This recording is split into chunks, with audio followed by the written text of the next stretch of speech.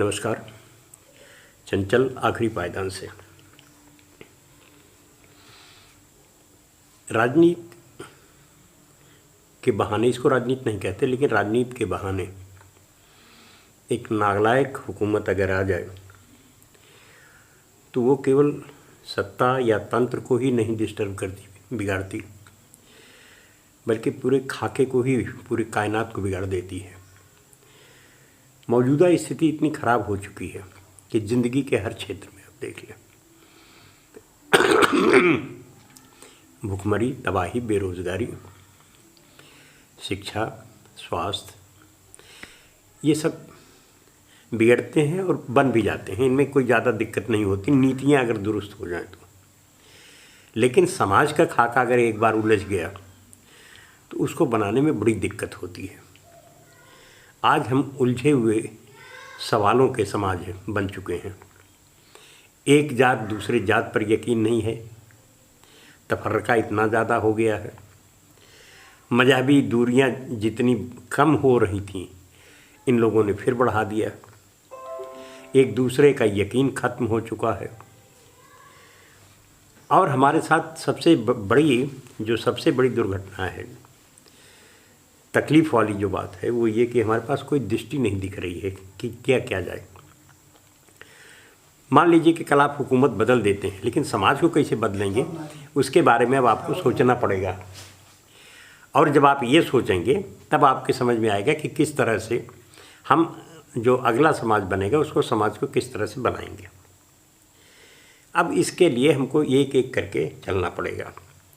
उदाहरण के लिए, नौजवान की तादाद बढ़ी है, आबादी बढ़ी है और उसकी बेरोज़गारी बढ़ी है। हालांकि इन्होंने शिक्षा में इतना पीछे कर दिया है कि 2 साल कोरोना का बहाना लेकर के पूरे शिक्षा को गर्त में मिला दिया। और ऐसा लगता है कि जैसे ये शिक्षा के विरोध में खड़ी हुई सरकार हो।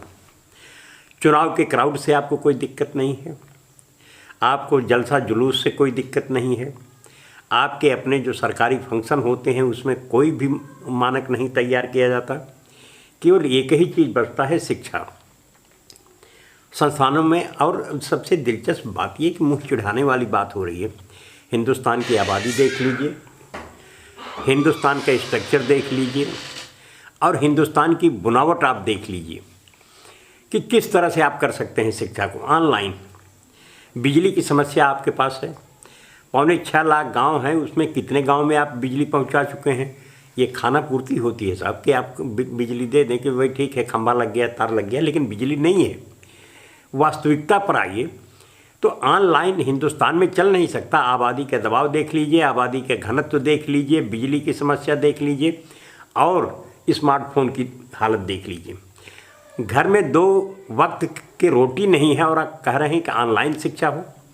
ऑनलाइन हिंदुस्तान के अंदर गैर बराबरी फैलाने वाला, शिक्षा में गैर बराबरी फैलाने वाला एक तकनीकी औजार बन कर के आया है। अब इसके चलते शिक्षा में गैर बराबरी फैलेगी। ऑनलाइन का इस्तेमाल धनाढ्य लोग ही कर सकते हैं, जो गरीब हैं, जलालत की ज़िंदगी जी रहे हैं, उनके बच्चे इस रास्ते पर नहीं आ सकते।